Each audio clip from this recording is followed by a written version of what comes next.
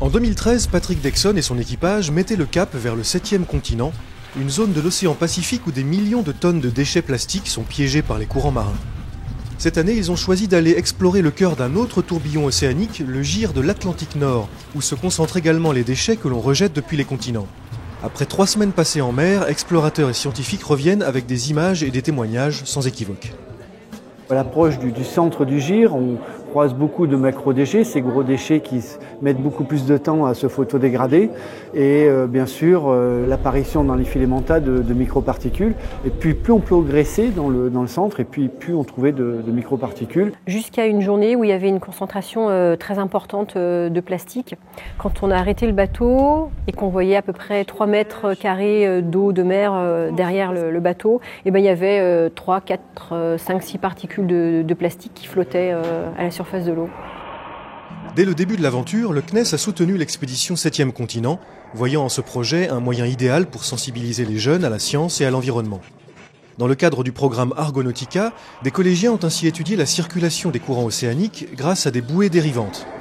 Ces bouées étaient équipées d'un système Argos, donc, suivi par satellite. Les données sont envoyées sur le site Argonautica régulièrement. Et la bouée se déplace de la même manière qu'un déchet. Ça permet de comprendre effectivement le trajet des déchets et les zones d'accumulation.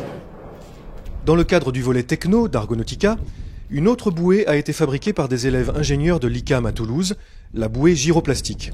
Elle a été embarquée par Patrick Dexon et larguée chaque jour dans le sillage du voilier. Cette bouée est très importante à mes yeux parce que déjà c'est une implication d'élèves ingénieurs, ça permet de les sensibiliser à cette cause du plastique et puis en plus c'est un outil assez original parce que déjà ça nous permet de caractériser la colonne d'eau, d'avoir de la salinité, la température, la turbidité et puis il y a ce fameux capteur qu'ils essayent de mettre en place qui peut différencier le plastique du plancton et qui au fil des années peut évoluer et ça peut apporter beaucoup de réponses à nos questions. Autre défi de cette deuxième expédition, savoir si les satellites peuvent localiser les déchets depuis l'espace.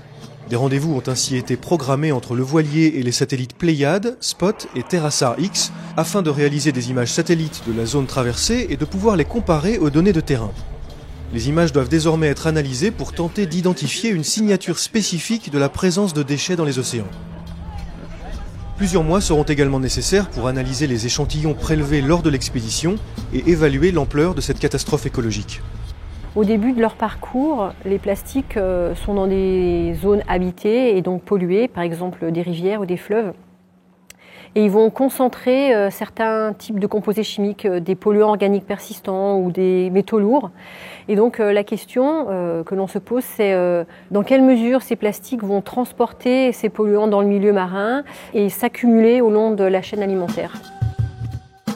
Mais déjà Patrick Dexon pense à sa prochaine expédition, car il existe 5 gyres autour de la planète, 5 gigantesques tourbillons qui concentrent nos déchets au cœur des océans. Il est primordial pour moi de me rendre sur toutes ces zones de déchets et de faire un état des lieux pour que le grand public prenne conscience de cette problématique du plastique.